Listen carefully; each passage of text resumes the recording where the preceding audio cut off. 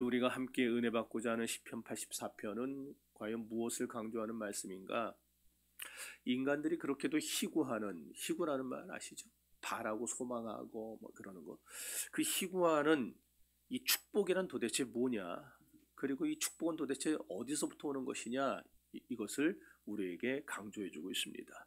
한마디로 시편 84편은 사람이 하나님을 만나는 것이 축복 중에 축복이라고 말씀해 줍니다. 지난주 우리가 잠깐 말씀을 드렸는데 유교는 오복을 말한다 그랬어요. 그러다 나중에는 이복 저복 모든 뭐 별별 복이 다 합쳐져서 이가 좋은 것도 복이고 나이 들었는데 머리가 검은 것도 복이고 다 복이에요, 다 복. 그런데 진정한 최고의 축복은 그런 복이 아니라 그랬죠. 진정한 복은요, 오늘 말씀이 가르쳐주는 바와 같이 인간이 하나님을 찾아 나가서 하나님을 만나는 것이 축복 중에 축복이라는 사실을 깨달으시기를 바랍니다.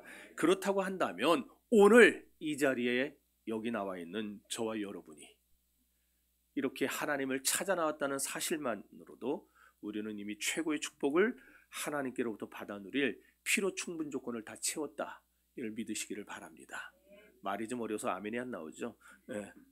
여러분이 나와 있는 이 자체가 벌써 축복받을 모든 준비가 끝났다는 얘기예요. 오늘 본편이 그걸 강조하고 있다는 말입니다. 시편 84편을 정확하게 누가 언제 썼냐, 역사적 배경이 뭐냐 모릅니다. 잘 알려져 있질 않아요. 다만 우리가 이 84편의 문체라든지 아니면 그 내용 이런 걸 종합해서 생각을 해보면은 하나 알 수 있는 건 뭐냐면은 이 시는 하나님을 정말 사랑하는 사람이 썼구나. 그리고 성전을 지극히 사랑하는 사람이 썼구나. 그 사실을 우리가 알 수가 있어요. 1절과 2절을 읽어봅니다. 시작.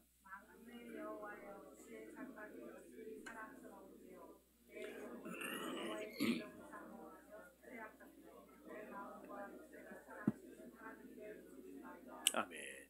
여기 보시면 주의 장막 나왔죠? 여호와의 궁정도 나왔죠? 3절에 가면 주의 제단이라는 말이 나오고요. 또 4절에 가면 주의 집이라는 말이 나옵니다. 자, 그러면은 주의 장막, 여호와의 궁정, 주의 집, 주의 제단, 이게 다 다른 거냐면은 다 똑같은 말이에요. 다 같은 말이에요. 그러니까 시편 기자는 지금 성전이라는 말, 교회라는 말을 이렇게 다양한 표현으로 부르고 있는 건데, 근데 이 단어들은 언제 쓰였느냐 보니까 포로로 잡혀가기 이전 세대에 쓰였던 단어들이었어요. 그러니까 우리가 누가 언제 썼는지는 모르지만 이 단어들이 쓰인 걸 보니까 적어도 이스라엘이, 유다 나라가 바벨론에 망하기 전에 쓰여진 거다. 요 정도는 알 수 있다는 거예요. 자, 또 하나 알 수 있는 게 시편 84편은 순례자들이 예루살렘에 올라가면서 노래를 부르는 시들이 있죠. 시편 124편부터인가요? 122편부터인가 그거 보면 쭉 성전에 올라가며 부르는 노래, 그게 쭉 나올 거예요 아마. 자, 성전에 올라갈 때 부르는 그런 찬송들이 있어요. 근데 이 성전에 올라갈 때 부르는 찬송이기는 한데 일반 백성들이 부르는 찬송이 아니고 시편 84편은 예루살렘에 도착해서 성전에 올라갈 때 특별히 누가 부르는 찬송이냐? 제사장들이 부르는 찬송이에요. 그러니까 시편 120편 그 이후부터는 다 일반 백성들이 성전에 올라갈 때 저기 성전이 있구나, 기쁘다 이러면서 부른 찬송이었는데 반해서 이 84편은 그 중에 유독 제사장들이 부른 찬송이다, 이 얘기예요. 자, 그것도 언제 불렀냐? 1년에 특별한 절기 때만 불렀어요. 예를 들어서 3대 절기 같은 때. 이스라엘의 3대 절기 아십니까? 아시죠? 6월절, 7 뭐요? 77절? 아, 좋아요. 77절. 오순절. 아, 지금 오순절은 칠지절이 같은 거라는 걸 여러분 지금 모르시죠, 지금? 아, 장막절. 좋아요. 자, 여러분들이 지금 장막절, 77절, 오순절, 왜냐하면 성경에 다 나와요, 그 말들이. 6월절은 뭐 다른 말이 없으니까 무교절, 유교절이 같이 쓰이기는 해요. 그건 빼놓고 장막절은 초막절이라 불렀죠. 초막절을 불렀어요. 그리고 오순절이라고도 했어요. 또 이 오순절 나르고 장막절은 수장절이라고도 불렀어요. 수장절. 성경 보다 수장절이라는 절기가 나오는데 그게 초막절을 얘기하는 거예요. 그리고 오순절은 맥추절이라고도 불렀고 칠칠절이라고도 불렀고 맥주의 초실절이라고도 불렀고. 그러니까 여러분들이 성경에 뭔 절기가 이렇게 많아 그게 아니라 같은 거를 표현을 다르게 해놓은 거예요. 다. 요 세 개가 이스라엘의 3대 절기예요. 근데 이스라엘의 남자는요, 유다의 백성들 남자는 12살만 지나면, 테인이가 지금 12살 됐는데 아직 안 됐지. 11살이지. 그러니까 테인이는 아직 해당 안 되고, 테인이보다 위에 있는 애들로부터 해서 이스라엘의 모든 남자는 1년에 반드시 요 세 개의 절기 때는 예루살렘 성전에 가서 예배를 드리게 되어 있어요. 너무 좋다. 1년에 3번만 나가면 되니까. 1년에 3번 와보세요. 쫙 강원도 끝에 고성에서 이 서울까지 기차도 없고 차도 없고 걸어서 와보시라고요. 몇 달 걸려 와가지고 예배 한 번 드리고 몇 달 걸려 가는 거예요. 그거를 3번 하면은 1년 다 지나가요. 자, 근데 이렇게 3대 절기 때 성전에 와서 예배를 드리는데, 그런 절기 때에 예루살렘 거리는요 사람들로 빼곡하게 들어찹니다. 요즘에도 저렇게 6월절이 되면은요 사람들이 꽉 들어차요. 저 뒤에 보이는 게 통곡의 벽이에요. 근데 당시에는 지금부터 더 했겠죠. 모든 백성들이 다 모여가지고 예배를 드리는. 근데 저 중에서도 모두가 다 부른 게 아니라 제사장들만 부른 노래가 84편이다. 이제 여기까지는 다 아시겠죠, 이제? 자, 그 다음에 이제 기띠시라는 말이 나와요. 기띠시 뭐냐면 이것도 사실 모릅니다. 시편 8편 할 때 제가 설명을 드렸는데, 그냥 요즘 들어서 학자들이 추정하는 것만 있어요. 뭐라 추정하냐면은, 기띠스는 악기의 종류일 거다, 그렇게 추정을 해요. 또는, 아니야, 음악을 연주하는 멜로디를 가리키는 거야, 이런 말들을 합니다. 그것도 아니야, 음조의 스타일이야. 근데 뭐가 맞는지는 몰라요. 그러니까 우리는 기뜻이 뭐냐 그걸 막 팔려고 하기보다는, 다만 지휘자가 이 시편 84편을 지은 사람이 어떤 악기 또는 어떤 멜로디 또는 어떤 곡조 스타일을 사용해서 시편 84편을 노래했다, 그냥 이 정도로만 알고 지나가는 게 정신건강에 제일 좋습니다. 네. 자, 그런가 하면은 시편 84편은 하나님의 나라가 임하기를 대망하는 시예요. 그러니까 메시아 대망시예요. 초대교회 때부터 교회는 전통적으로 성경을 해석할 때 3가지 방법으로 해석을 합니다. 자, 첫 번째는 역사적 해석이에요. 역사적 해석. 아무리 은혜가 돼도 설교의 역사성이 결여되면 안 된다는 겁니다. 다시 말해서 성경이 기록될 그 당시, 복음서는 2000년 전 예수님 당시, 다니엘서는 그거보다 500년 더 빠른 주전 500여 년경에, 580년경에 그 당시의 사회상, 역사성을 반영하지 않으면은 좋은 설교는 아니다, 그 얘기예요. 두 번째는 문법적 해석입니다. 단어의 원어의 의미를 정확하게 해석하지 않으면 바른 설교가 될 수 없다고 봐요. 여러분은 제가 간혹 가다가 히브리어 말하고 헬라어 말하면은 좀 헷갈릴 때 있죠? 저거 뭐 안 해도 되는데 왜 하나 그럴 때 있을 거예요. 근데 제가 굳이 하는 이유, 전 그래도 많이 안 하는 편입니다. 그걸 굳이 하는 이유는요, 히브리어는 우리는 가다 그러면 동사가 하나잖아요. 가다. 근데 히브리어 동사는 이게 어떻게 쓰이느냐, 칼형이냐, 니팔형이냐, 히필형이냐, 히트팔형이냐, 후팔형이냐, 이런 형태에 따라서 동사 하나의 뜻이, 가다 하나의 뜻이 다 달라져요. 8가지 해석이 됩니다. 그래서 제가 굳이 말해야 될 때 말을 하는 거예요. 그거를 해석을 좀 더 쉽게 해주기 위해서. 제가 그러지 않으면은요, 설교 잘해놓고도 엉뚱한 소리 할 수가 있다는 거예요. 그런 점에서 볼 때 목사는 항상 벼랑 끝에 서 있는 사람이라고 할 수 있어요.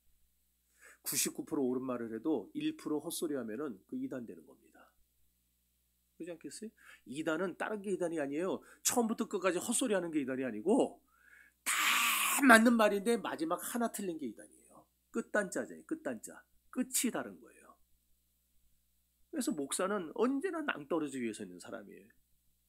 성경 해석 똑바로 하지 않으면은 나도 이단되고 내 설교를 듣는 모든 성도들도 다 망가뜨릴 수 있기 때문에 목사는 항상 정신 바짝 차리고 목회를 해야 되는 겁니다. 그런데 지금도 길거리 가면 총회신학원이라 그래가지고 그냥 듣도 보도 못한 군소교단들이 1년, 2년 속성교육시키고 목사 안수를 줘버려요. 또 그런 데 가서 안수받는 사람들도 많아요. 그러니까 엉뚱한 설교가 나오는 거예요. 교회는 많은데 엉뚱한 설교가 나와요. 여러분 1%라도 성경이 아닌 걸 말하면 이단입니다. 왜 아멘을 안 해요? 1%라도 성경이 아닌 걸 말하면 이단이에요. 그래서 설교자는 성경이 말하는 데까지만 가고 성경이 말하지 않으면 서야 됩니다. 이게 요한 칼빈이 우리 개혁주의자들, 우리 장로교 전통으로 세워준 거예요. 성경이 말하는 데까지만 가고 성경이 말하지 않으면 서라. 더 이상 궁금해하지 말아라. 그거예요. 세 번째는 신학적인 해석입니다. 사도들과 교부들이 전해준 올바른 성경 해석법, 정통신학, 그리고 종교개혁자들이 가르쳐준 이 종교개혁 신학 위에서, 개혁주의 신학 위에서 성경을 해석하고 적용해야 바른 설교를 할 수 있다는 겁니다. 이 단계에서 영적인 해석도 필요한 거지, 처음부터 영적인 해석을 하면요 알레고리의 설교가 나올 수밖에 없어요. 이런 세 가지 방법에 의해서 오늘 본문을 볼 때 본문의 대지가 네 가지로 구분이 됩니다. 첫 번째 대지는 1절에서 4절이에요. 전능하신 하나님의 궁정에 대한 열망이 나옵니다. 이게 뭐냐? 성도가 성전에 나오는 걸 등한시하게 되면 믿음 다 떨어진다, 그 얘기예요. 쉽게 얘기해서. 그러니까 교회 나오는 횟수가 줄어들면요 그거는 용사 없어요. 장사 없어요. 반드시 믿음은 그에 비례해서 뚝뚝 떨어져 나가게 돼 있어요. 그러니까 한 주 쉬고 두 번째 나오면 15일 건너뛴 겁니다. 벌써. 안 돼요. 여러분 교회가 장로님이 계시고 권사님 계시고 안수집사님 계시고 있잖아요. 근데 장로가 다 같은 장로가 아니고 권사 안수집사가 다 같은 안수집사 권사가 아니에요. 마찬가지로 목사도 똑같습니다. 목사도 다 똑같은 목사가 아니에요. 신앙은 하나님께 찾아 나오는 그 관습, 습관, 무의식적인 신앙의 발걸음이 그 사람의 신앙을 형성하는 겁니다. 그러면 우리 더함교회는 하나님의 궁정을 사모하는 열심에 사로잡히시기를 바랍니다. 자, 그런데 1절에서 4절까지 보면 하나님의 궁정에 대한 열망이라 이 말이요, 하나님의 성전에 나오고 싶어하는 열망을 말하는 거예요. 정말 어쩔 수 없어서 못 나오는 사람들도 있습니다. 그렇잖아요. 아픈데 어떻게 나오겠어요? 병원에 누워있는데 어떻게 나오겠어요? 또는 막 정말 이 생업 때문에 어쩔 수 없이 막 바쁘게 돌아가야 되다 보니까 빠지는 경우도 있어요. 네. 그런데 그런 거 말고, 제가 지금 그런 것까지 얘기하는 건 아니고, 충분히 나올 수 있는데, 얼마든지 와서 앉아있을 수 있는데, 중직자들이 주일 오전에 예배 한번 드리고 가는 걸로 만족해버리면요 본인 신앙도 약해지지만 그 교회가 약해집니다. 벌써 아멘 아무도 안 하잖아. 벌써 맞다니까요. 제가 바꿔서 생각하면, 목사가 아유 이번 수요일은 뭐하니까 빼고, 금요일은 뭐하니까 빼고, 새벽은 뭐하니까 빼고, 1년 내내 예배 빠질 생각만 해봐요. 제가 그럼 제 신앙도 약해지겠죠. 그럼 여러분은 어떻게 되겠어요? 그런 제가 만들어주는 설교를, 제가 지금 성경을 보고 깨달은 설교를 전해줄 때 그 설교가 과연 하나님의 성령이 역사하는 설교가 될 것이며, 과연 거기 은혜가 있는 그 설교를 들 때 심령이 막 부글부글 끓는 그런 설교가 되겠냐고요. 그렇게 생각하면 쉽다니까요. 내가 맨날 놀기 좋아하는 목사가 되면은 저도 마찬가지고 우리 교회도 약해져요. 바꿔서 중직자들이 주일 오전에 한번 달랑 예배 드리고 가가지고 그걸로 난 다 됐다, 이런 신앙 되면은요 본인 신앙도 강해질 수가 없지만 우리 교회는 굉장히 큰 타격입니다. 그래서 중직자는 왜 중직이냐? 무거운 짐을 졌기 때문에 중직이에요. 중직자는 어떻게든 주일 오전에 나오면 오후 예배까지 드리고 가야 돼요. 수요 예배 금요일 나와야 돼요. 중직자는. 네. 이 정도만 합시다. 두 번째 대지가 5절에서 7절까지인데 순례자에 대한 축복을 말합니다. 이것 또한 하나님의 성전을 찾아 나오는 것이 축복이다. 그걸 지금 말해주고 있어요. 세 번째 대지가 8절과 9절입니다. 왕 대신 하나님께 축복을 달라고 기원하는 기도의 내용이 기록되어져 있어요. 그러니까 여러분들 성전에 나오면은 이제 오늘부터 가르쳐 드릴게요. 성전에 나오면은 하나님께 이렇게 축복 달라고 기도하시길 바래요. 먼저 이거부터 보여줘야 되겠다. 아까 열쇠 다시 보여주세요. 이게 다 꼬여가지고 지금 축복이 뭐와 같으냐? 열쇠와 같아. 열쇠. 여러분이 축복만 받으면요 어떤 문도 다 엽니다. 여러분 집에 마스터키 있잖아요. 마스터키라는 게 있잖아요. 아파트 가면은 관리 사무실에 마스터키라는 게 있어요. 그게 되면 어느 집이든 다 열리잖아요. 그냥 막. 마찬가지. 우리가 축복만 받으면은요 여러분이 지금 무슨 문제가 꼬여있든 어떤 문제가 지금 다 얽혀있든 간에 어떤 인생의 문제도 다 해결이 됩니다. 그런데 인생의 문제를 내 방식대로 사람의 생각대로 해결하려고 들면은 안 되는 거예요. 안 풀려요. 그러나 하나님의 축복의 열쇠를 꽂으면 그게 사람의 문제든 육적인 문제든 영적인 문제든 부부간의 문제든 고부간의 갈등이든 왕따든 어떤 문제를 하더라도 하나님의 축복의 열쇠를 꽂으면 다 열리게 되어 있는 거예요. 그러니까 인간의 힘으로 하려니까 안 되는 것이지 하나님의 축복이 임재하시면 다 해결이 되는 줄 믿습니다. 그래서 여러분 제가 이제 아까 얘기하다 말았는데 올해 하나님 앞에 성전 나올 때마다 이렇게 기도하시기를 바래요. 한번 자막을 띄워줘 보세요. 하나님 내게 축복의 열쇠를 주세요. 여러분 같이 읽으세요. 하나님 내게 축복의 열쇠를 주세요. 그러면 주님께서 저를 부르신 부르심의 소망을 이루겠습니다. 하나님 필요한 재정을 열어서 쓸 열쇠를 좀 주세요.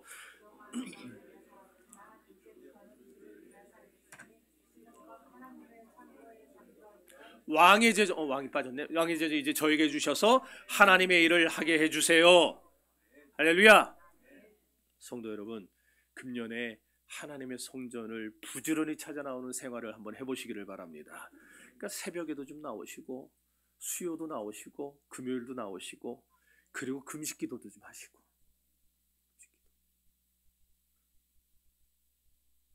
금식기도 좀 하세요. 나이 들면 못합니다. 뼈 약해져서. 자꾸 성전을 사모해서 나오면은요 하나님이 내 손에 축복의 열쇠를 딱 쥐어줘요. 그래서 이상하게 과거에는 똑같은 문제를 가지고도 안 풀렸어요. 사업도 안 되고 가정도 어렵고 자꾸 자식들도 속썩이고 안 됐어요. 그런데 또 지금도 보면 여전히 안 될 것 같아요. 그런데 하나님 축복의 열쇠를 딱 들려주시는 순간에 되는 역사가 일어납니다. 나한테 바뀐 건 아무것도 없거든요. 환경이 바뀐 거 없어요. 처지가 바뀐 거 없어요. 그런데도 단지 하나님이 내 손에 축복의 열쇠를 들려주셨다는 그 이유 하나만으로 전혀 풀리지 않던 문제들이 다 풀리게 되는 거예요. 이것이 바로 하나님이 나보다 앞서가시면서 내 문제를 풀어주시는 영적인 방법이라는 사실을 믿으시기를 바랍니다. 마지막 네 번째 대지가 10절에서 12절인데 온전히 하나님을 의지하는 생활을 할 때에 오는 축복이 뭐냐 그거를 가르쳐 줍니다. 그래서 시편 기자는 처음부터 끝까지 이렇게 하나님의 성전을 하나님 거하시는 성전을 사모하고 사랑하는 마음으로 꽉 차 있는 자기 마음을 1절에서 이렇게 표현합니다. 1절, 2절 다시 읽습니다.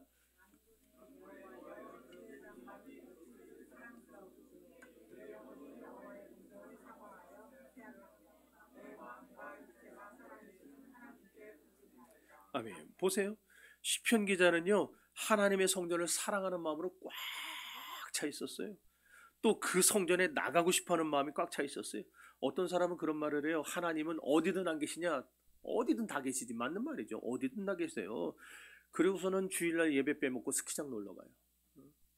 옛날에 청년부 지도할 때 있었던 일. 청년부 퇴신자 초청주일이 내일이 오늘 토요일인데 그런데 임원 하나가 못 온다고 연락이 왔어요. 목사님 저 내일 못 갈 것 같아요. 회사가 지금 너무너무 바빠서 이거 내일까지 이거 해결을 해야 되는데 지금 막 전부 다 비상이 걸렸다고 못 나고 어떡합니까? 어떡합니까? 그래서 어쩔 수 없지. 그래 일 잘 봐라. 제 믿음 같았으면은 심할서 쓰고 난 교회 나옵니다. 그런데 뭐 그 청년이 내 믿음이 아니고 어떡하겠어요. 그래서 그러나 알았다. 근데 나중에 알고 보니까 스키장 놀러 가려고 주일 빼먹은 거예요.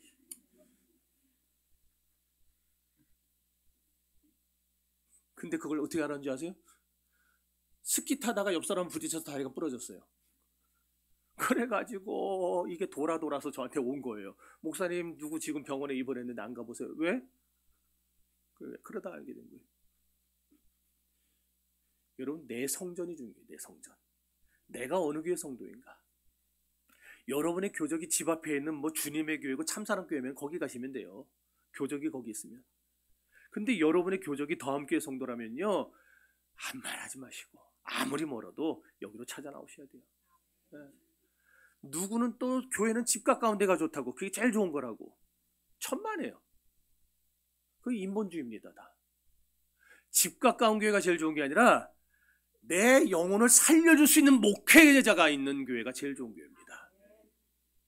집 가까운데 자유주의와 그런 세상 논리에 젖은 목사가 목회하는 데 가보세요. 금방 죽어요. 그런 점에서 또 저거 또 지지랑하려고 그러는구나. 그런데 감히 자부합니다. 여러분이 지금 어쨌든 대한민국에서 손꼽히는 개혁주의 목회자가 목회하는 교회에 출석하고 있다는 걸 자부심을 가지세요. 아멘한 사람만 내가 기억합니다. 여러분, 우리가 우리 기준에 맞는 신앙생활하면 안 돼요.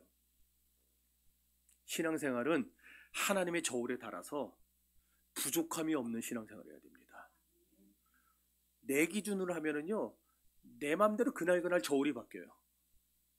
내 컨디션에 따라서. 하나님의 저울은 언제나 똑같습니다. 그래서 거기다가 날 딱 올려놓으면은 내 믿음이 무거운지 가벼운지가 다 드러나는데, 내 저울에 달면은 언제나 나는 항상 그럴듯해 보여요. 그러니까 내 수준에 맞추지 마세요. 하나님 중심의 신앙을 가지시기를 주의 이름으로 축원합니다. 지금 예루살렘에 있는 성소, 간절히 열망하는 마음으로 그 하나님의 성소에 나아가고자 하는 시편 기자의 모습이 보이십니까? 여러분, 이런 시편 기자의 모습, 출애굽한 뒤에 시내산에 도착했을 때 이스라엘이 율법을 받죠? 몇 개였죠, 율법이? 모두 몇 개였어요, 율법이? 율법 조항이? 10개예요? 몇 개예요? 613개예요. 출애굽기와 레위기를 다 뒤져서 조항을 세보면 613개가 나와요. 그러니까 율법을 613개를 며칠 동안 해주셨는지 아세요? 며칠 안 걸렸어요. 그냥 후다다다닥 해서 주셨어요, 613개를. 그런데 이 율법을 완성시킨 게 있어요. 율법을 율법되게 만들고 율법을 정말 이스라엘의 삶의 근간으로, 기준으로 만들어준 그 마지막 명령. 그 마지막 명령이 출애굽기 35장에 나오는데, 그 명령이 뭐냐? 성전 건축이에요. 요즘엔 인본주의가 교회 안에 들어서 판을 치면서 성전 건축하면 뭐하냐, 그거다 목회자가 나중에 은퇴할 때 퇴직금 두둑이 올려받으려고 하는 짓거리다. 참 아주 웃겨요, 웃겨. 하나님의 성전을 짓는 것이요, 성경의 원리이자 하나님이 기뻐하는 뜻을 시행하는 일입니다. 내 영혼이 잘되고 범사가 잘되고 강건해지는 복을 받는 길이에요. 왜 그런가? 왜 하나님이 성전 짓는 걸 기뻐하시느냐? 성전은 하나님이 임재하는 장소로 유일하게 선택한 장소라 그래요. 하나님은 여기도 계시고 저기도 계시고 다 계시지만, 그러나 오직 여호와는 그 성전에 계시니 성전을 자기의 집으로, 내 발등상이라고 표현을 하셨어요.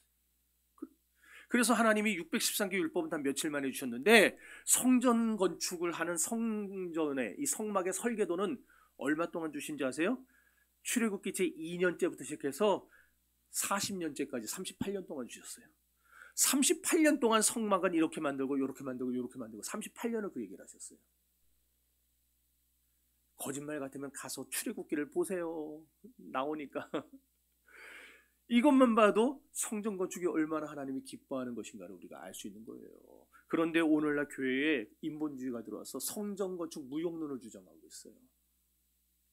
다 좋습니다. 다 좋아요.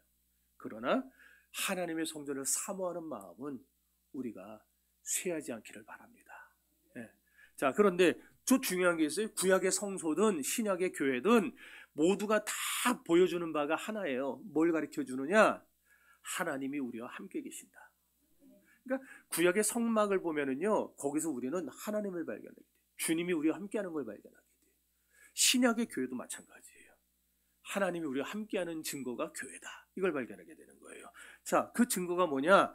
구약에서 이스라엘이 행진할 때 제사장들이 성막을 다 해체해서 어깨에 메고 갔죠? 그렇죠? 수레에다 싣고 가지 않았잖아요. 어깨에다 메고 갔잖아요. 어깨에다 메고 가다가 행진이 멈추면 그때 제사장들이 어떻게 합니까? 그걸 다시 다 조립을 해요. 조립을 해서 성막을 세워놓고 성막 주위로 이스라엘 12지파를 3개 지파씩 동서남북으로 배치를 합니다. 그죠? 자, 이스라엘의 삶의 중심은요, 언제나 걸어갈 때는, 행진할 때는 해체했지만 어쨌든 성막이 그 한가운데 있었고, 행진이 멈추면은 건설된 성막이 그 한가운데 있어요. 이것은 곧 이스라엘 성도들의 삶의 중심은 뭐라는 얘기예요? 성막. 근데 성막인데 어떤 성막? 하나님이 우리와 함께 하신다는 임마누엘의 성막. 그러니까 구약의 성도들은 율법 지키고 제사법 지켜서 구원받은 게 아니고, 이걸 모르면 그런 소리 한다니까요. 구약의 백성들은 제사 드려서 구원받았다고. 그게 아니고 구약의 백성들은요, 우리와 함께 하시는 임마누엘 되시는 주님을 그들은 눈으로 매일 보면서, 그리고 주님을 중심으로 살아가는 신앙의 태도를 통해서 자기들의 신앙을 고백하고, 그러니까 결국 그들도 뭘 통해 구원받은 거예요? 자기들과 함께 하시는 주님을 통해서 예수를 믿으면서 구원받은 것이지, 제사법 지키고 율법 지켜서 구원받은 게 아니에요. 신약의 교회는 말해 뭐합니까? 신약의 교회는 분명하죠. 그러니까 구약도 신약도 교회는 결국 뭘 보여주느냐? 우리와 함께 하시는 주님을 보여줘야 되는 거예요. 자, 그렇습니다. 그래서 이걸 조금 더 꼬면은 무슨 말이 되겠어요? 오늘 저와 여러분의 삶의 중심은 결국 누가 돼야 되는 거예요? 그렇죠. 하나님이 예수가 돼야 되는 거죠. 우리의 삶의 중심은 예수 그리스도십니다. 믿습니까? 그러니까 아무리 돈 많이 벌어도요, 아무리 여러분이 세상적으로 잘 나간다 해도요, 여러분이 지금 하고 있는 일이 예수님께 기쁨이 되지 못하는 것 같으면, 여러분이 하는 일이 자기의 기쁨은 되는데 하나님께 기쁨이 되지 않는 것 같다면 중단해야 되는 거예요. 하지만 많은 사람들이 그 반대로 가고 있어요. 여러분의 삶의 중심이 물질이 아니고, 여러분의 삶의 중심이 건강이 아니고, 여러분의 삶의 중심이 자녀가 아니고, 여러분의 삶의 중심이 명예가 아니고, 여러분의 삶의 중심이 성공이 아니고, 저와 여러분의 삶의 중심이 오로지 예수 그리스도가 되기를 주의 이름으로 축원합니다. 세상 살다 보면 도저히 빠져나갈 수 없는 어려움을 만날 때가 있어요. 그때 대부분의 사람들은 신앙적으로 해결하려기보다 인간적인 방법, 좀 못된 말로 하면 인간적인 술수를 쓰는 거, 그걸 아주 좋아해요. 그렇게 되면 하나님이 기뻐하지 않아요. 여러분, 우리에게는 끝인 것 같습니다. 이게 끝이구나. 더 이상 해볼 도리가 없겠구나. 나에게는 끝인데 하나님께는 시작입니다. 내가 하나님께 주님 더 이상 내 힘으로 안 되겠습니다. 내가 해볼 도리가 없습니다. 나는 끝났습니다. 이제 주님의 손에 이 바통을 넘겨드릴 테니까 주님이 알아서 해주세요. 그럼 그때부터 하나님이 달리시는 거예요. 지금까지 내가 달려왔지만. 이게 우리의 신앙생활이에요. 도저히 뚫고 나갈 길이 없을 때 성전에 나와서 엎드리세요. 그러면은 그때부터 하나님이 우리의 길을 열어주시고 축복해 주실 것입니다. 본문에 5가지 단어가 나타나요. 아까 성전에 대한 그 표현이 1절에 주의 장막, 2절에 뭐였어요? 여호와의 궁정, 3절에서는 주의 제단, 4절에서는 주의 집, 7절에서는 시온. 예. 근데 아까도 말했지만 이게 다 뭐라고요? 틀린 말이에요? 다 같은 말이래요. 다 같은 말. 주의 장막, 여기서 몇 가지만 이제 제가 살펴보고 마칠 겁니다. 주의 장막, 미슈케노테이카라는 말이에요. 이게 당신의 주소, 거주지란 말입니다. 하나님의 주소란 말이에요. 여러분의 주소는 어디입니까? 경기도 광명시 소화동, 그게 여러분 주소고, 하나님도 주소가 있다니까요. 그럼 하나님의 주소는 어딜까요? 성전이에요? 아니, 그렇게 얘기하면은 50점도 안 돼요. 자, 보세요. 성전 안에, 성막 안에 성소가 있고 지성소가 있었죠. 그럼 지성소에 뭐가 들어있었죠? 법궤가 있었어요. 자, 그 법궤에 들어있는 3가지가 있었습니다. 뭐가 들어있었어요? 십계명의 두 돌판, 만나를 담은 항아리, 아론의 쌍난 지팡이 3개가 들어있었어요. 나중에 뭐 지팡이는 다 썩어서 없어졌을 것이고 만나도 썩어서 없어졌을 것이고 결국 남은 거는 십계명만 남죠. 결국 이 세상에 푸른 마르고 꽃은 시드나 영원히 남는 건 뭐예요? 하나님의 말씀밖에 없어요. 근데 이 3가지가 상징하는 바가 있어요. 자, 만나는 생명의 떡이신 그리스도를 말해요. 언젠가 했는데 뭐 또 처음 듣는 것처럼 그렇게 눈을 초롱초롱 뜨고 보세요. 그 다음에 아론의 쌍난 지팡이는 부활이신 그리스도. 그리고 십계명은 말씀이신 그리스도. 이걸 가르치게. 자, 그러면은 자, 법궤 안에 이 3가지를 다 담아놨어요. 그러니까 법궤는 결국 뭘 보여주는 거예요? 예수 그리스도를 보여주는 거죠. 법궤는 예수예요. 자, 근데 이 법궤 위에 뚜껑을 덮은 게 있어요. 그 뚜껑을 뭐라 불렀죠? 뚜껑을 뭐라 불렀어요? 시은 좌? 시은까지는 맞아요. 김시은까지는 맞아요. 자, 그 시은 그 다음에 뭐예요? 뚜껑. 좌는 앉을 좌예요. 앉는 자리란 말이고, 뚜껑, 곧소, 시은소라 불러요. 시은소. 그러니까 뚜껑을 덮었는데 시은소예요. 그 뚜껑 위에 그룹 천사 둘이 날개를 쫙 펴고 이 뚜껑을, 법궤를 이렇게 감싸고 있어요. 아까 그거 보여주세요. 이제 저거예요. 그룹 천사 둘이 날개를 쫙 펴고 법궤를, 뚜껑을 이렇게 감싸고 있어요. 자, 가만히 틀어놓고 계세요. 저기서 시은 좌가 어딜까요? 그러면 이제 저 뚜껑이 시은소, 요게 시은소예요. 요게 뚜껑이. 그리고 시은 좌는 어딜까요? 여기가 시은 좌예요. 하나님의 주소, 미슈 캐노테이카라는 말은 바로 저 자리를 얘기해요. 그러니까 하나님은 어디 계세요? 그리스도가 계신 그곳에 계시는 거예요. 주님이 계신 곳에 계세요, 하나님은. 그러니까 이제 좀 심각한 얘기를 합니다. 교회에서는, 성전에서는 누가 중심이 돼야 되겠어요? 예수 그리스도가 중심이 돼야 되는 거예요. 그러니까 당회의 중심도 예수님이어야 되고, 재직회와 공동회의 중심도 누구? 예수님이 되어야 되는 것이고, 주일학교의 중심도 예수님이 되어야 되는 거예요. 전도회의 중심도 예수님이 되어야 되고, 목장의 중심도 예수님이 되어야 돼요. 그렇지 않으면 자기가 주인이 돼가지고 막 이러고 나가요. 어떤 모임이든지 교회 안에 있는 모든 모임은 주인은 예수 그리스도입니다. 그리고 아까 심각한 얘기 한다 그랬죠? 저 예수님이 계신 곳에 하나님이 자리를 딱 잡고 앉아 계신다는 것은 그건 뭐겠어요?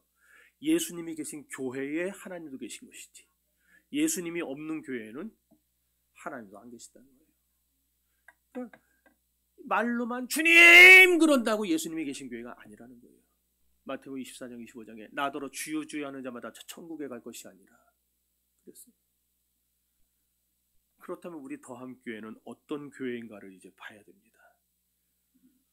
우리 교회의 중심이 예수님이신가? 우리 가정의 중심이 예수님이신가? 내 삶의 중심이 예수님이신가? 예수가 중심되는 교회가 될 수 있기를 바랍니다. 우리 교회를 그렇게 만들어 가야 되는 거예요. 우리 교회만이 아니라 이 땅에 있는 모든 주님의 교회들을 저렇게 만들어야 돼요. 하나님이 임재해 계시는 교회로 만들어야 되는데, 그러려면 그 교회에 예수님이 계셔야 돼요.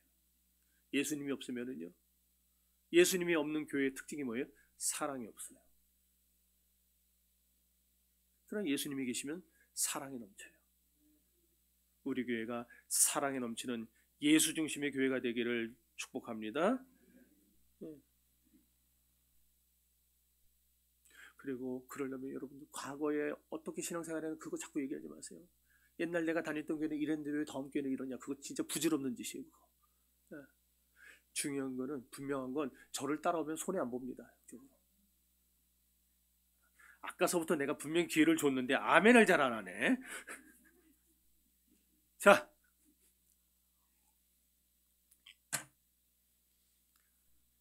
그 다음에 이제 주의 궁정, 하체로트라는 말인데, 마당을 말해, 마당, 성전뜰. 뭐 시간이 다가가지고 설명하기는 그렇고, 또 주의 제단, 주의 집, 이런 것들이 다 단어는 다르지만 결국 성전을 의미한다 그랬어요. 결국 본문에 나타난 이런 다양한 주님의 성전을 의미하는 단어들은 뭘 암시하느냐? 곧 성전 되시는 우리 예수님을 암시하는 말이다, 이걸 알 수 있어요. 그래서 여러분, 오늘 시편 84편이 1절부터 마지막 절까지 구구절절히 우리에게 지금 계속해서 보여주고 하는 바가 바로 예수님입니다. 그러므로 믿음이란 뭔가? 믿음은요, 다른 게 아니에요. 하나님을 바라보는 게 믿음입니다. 그래서 히브리서 12장 2절은 말하지 않습니까? 믿음의 주요 또 우리를 온전케 하시는 인 예수를 바라보라 그랬어요. 오늘 본문에도 보면은 시편 기자는요, 하나님을 계속해서 바라봅니다. 자, 1절 보니까 뭐라고 했느냐? 만군의 여호와여 그랬어요. 3절에서도 나의 왕 나의 하나님 만군의 여호와여 그랬어요. 8절 가면 또다시 만군의 여호와여 그랬고, 12절 만군의 여호와여, 이 외에도 10절에서는 내 하나님 그랬고, 11절에서는 여호와 하나님을 그랬어요. 근데 이런 다양하게 계속해서 하나님을 말하면서 시편 기자는 하나님을 바라보고 있어요. 이게 믿음이에요. 이게 믿음.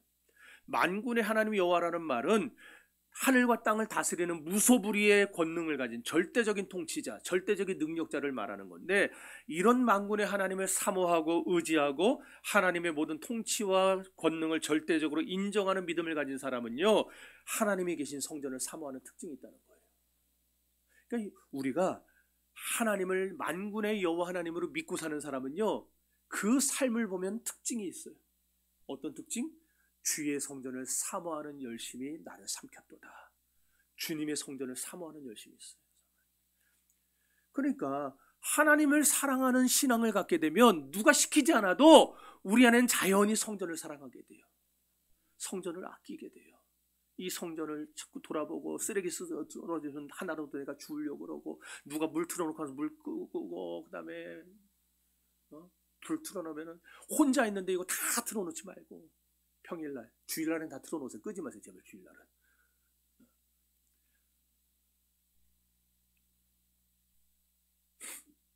그래서 하나님 사랑하는 신앙 가진 사람은요, 교회를 사랑해요. 반대로 성전을 사모하지 않는 사람은요, 별소리 다 하고 그래도 결국 하나님 사랑 안 하는 겁니다.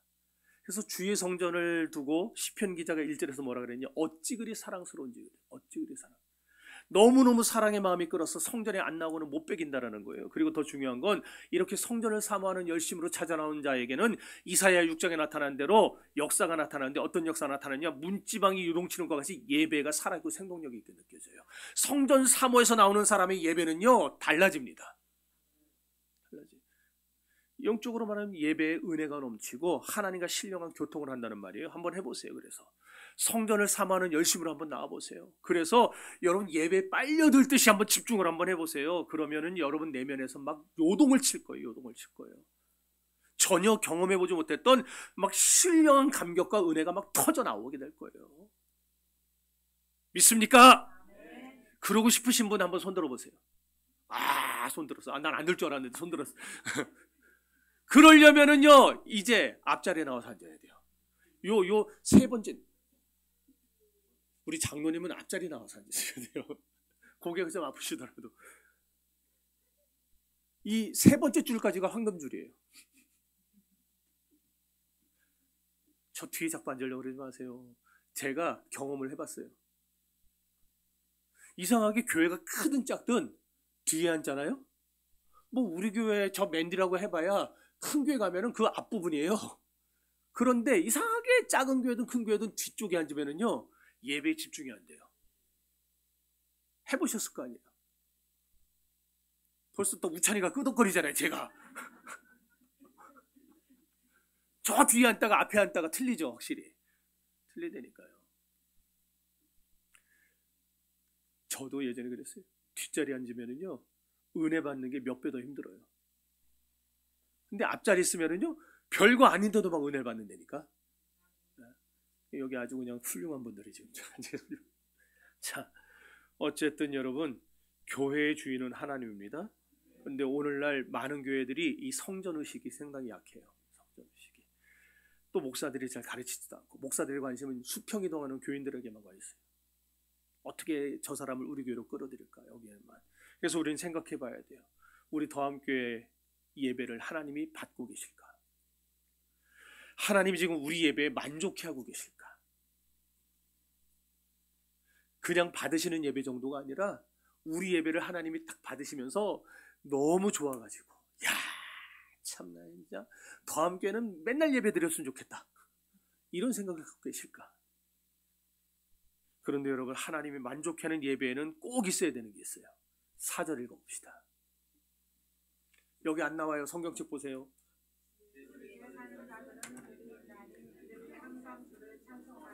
뭐가 있어요? 찬송이 있어요. 찬송. 성전에는 찬송이 있어야 된다는 얘기예요.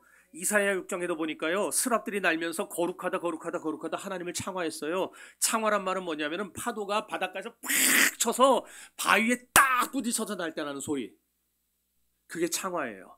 그러니까 이건 뭘 말하느냐? 찬송은 살아 움직여야 된다는 얘기예요. 졸다 깨다 하면서 붕어가 이 뻐끔뻐끔거리는 것 마냥 찬송을 도대체 하는 건지 안 하는 건지 그런 식으로 하지 말고 마음을 다해서 찬송할 수 있기를 바랍니다. 그래서 지금도 잘하고 있는데 제가 찬양단을 자꾸 뭐라고 하는 이유는 못해서 그러는 게 아니라 더 이렇게 다그치고 이렇게 격려해서 찬양을 좀 더 우리가 더 성도들로 하여금 깊게 들어갔으면 좋겠다 해서 하는 얘기니까 시험 들지 마세요. 찬양단 시험 들지 마세요. 예.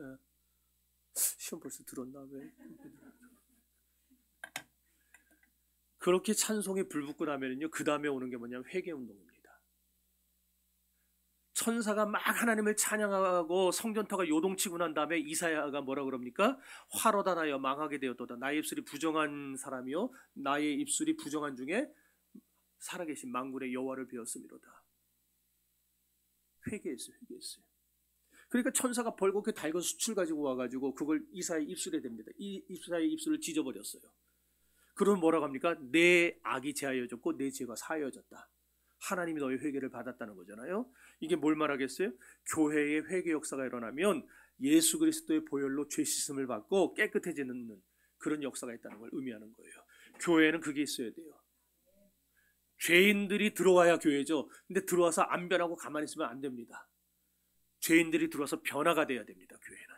그게 세상 집단과 교회와의 차이예요.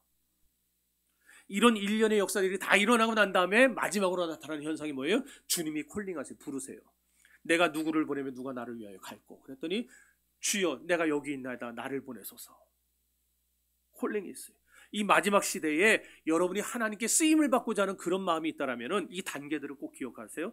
하나님을 온 마음 다해 뜨겁게 찬양하시기 바랍니다. 그리고 마음을 다 뒤집어 까듯이 회개하세요. 하나님은 그런 사람을 불러 쓰시고 그런 사람이 드리는 예배에 만족해 하세요. 이 모든 역사가 성전에서 일어나는 이유는 그럼 뭐냐? 성전은 아까 얘기한 대로 하나님이 유일하게 선택한 장소이기 때문에 어떻게 선택해요? 주님이 예배를 받고 임재하시는 장소로 선택한 장소이기 때문에 그런 일이 일어나는 거예요. 그러므로 저와 여러분은 성전을 사모해야 됩니다. 그렇게 사모할 때 어떤 일이 있는가? 4절에서 6절 읽습니다.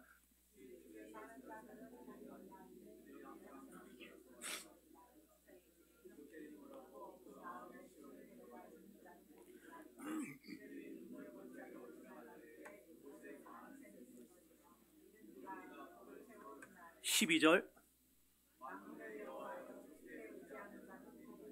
아멘. 이렇게 성전을 사모하고 살면 어떤 일이 있어요?